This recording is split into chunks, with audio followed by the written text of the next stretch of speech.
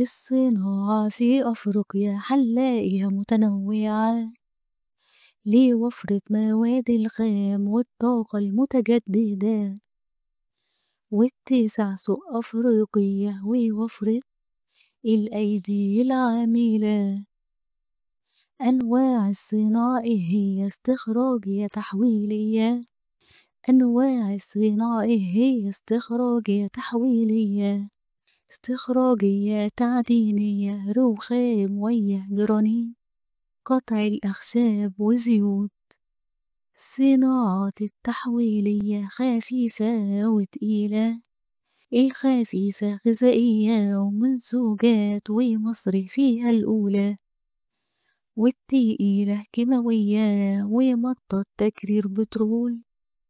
والصناعات المعدنية وهي قليلة نقدر نقول من الآخر في جنوب أفريقيا ومصر وغانا وموجودة في جزائر.